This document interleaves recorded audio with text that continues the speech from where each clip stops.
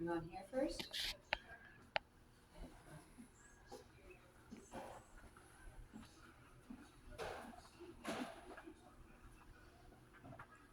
have a skeleton in here.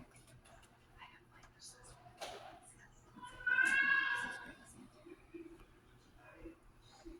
So this is our traveling meets that we have history of those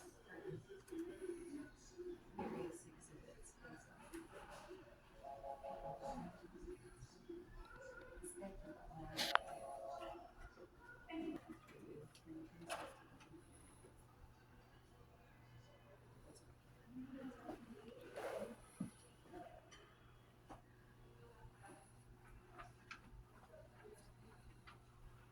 There's going to be a video in 7 minutes, 6 seconds, 2 seconds.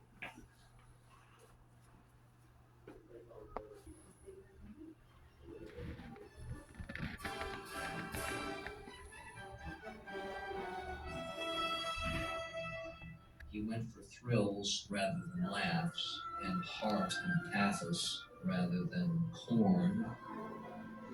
He animates monsters, but it goes so much deeper than that because he does it with such taste and such knowledge and conviction, and yet he never cheats the audience out of the opportunity to experience a thrill.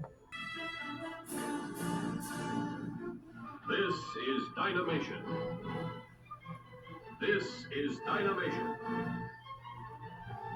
This is Dynamation. Dynamation will be brought to the screen for the first time in color with the release of Columbia Pictures' The Seventh Voyage of Sinbad.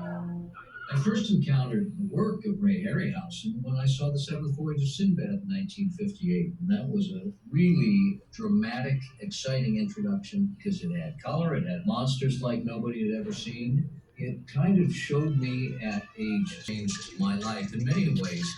Stop motion is a process that utilizes the uniqueness of the movie-making illusion. This character is photographed after the live action. You see the frame of the creature in conjunction with a single frame of movie film projected behind it. And the Oscar goes to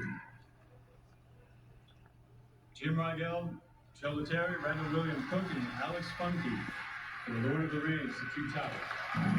And especially our amazing animation department.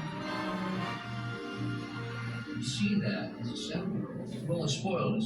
It's like eating your first meal at a fine restaurant, right? Nothing tastes quite as good after. And that was certainly the case with Seventh Voyage. It's the first time all the Harryhausen ingredients came together. We've been really utilizing Dynamation since Beast from 20,000 Fathoms. Seventh Voyage suddenly changed not only what Ray had been doing, but what had been going on in the exploitation monster pictures of the day. The process that he developed and refined in those films worked more or less like this. He'd take a live-action play with everything except for the monster who would be inserted later. He inserted these creatures by way of rear projection. He would project a still of the moving footage onto a screen. Between the screen and the camera, he'd put the beast on a table that was lined up at the proper height in the frame, and then he would paint a black mat that would obscure the animation table. He would advance the projector, pose the creature, take a frame of film. Advance the projector, pose the creature, take a frame of film. You do that for 100, 200 frames. Once he was finished with the animation, he would rewind the camera. He would put in a mat that would obscure the area that had been photographed on the first pass. He takes a frame of film, advances the projector, takes another frame of film, advances the projector, and he keeps doing that for as long as the animation ran. So he's double exposing onto a black area the remainder of the live action.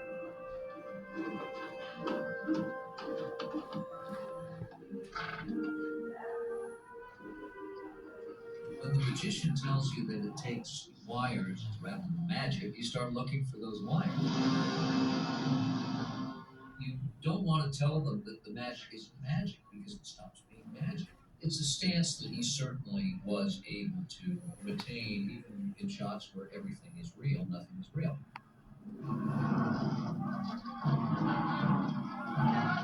Ray didn't have a lot of help from other people. He covered every base, really. So he could basically take his idea from his cranium to the screen without a lot of suggestions getting in the way.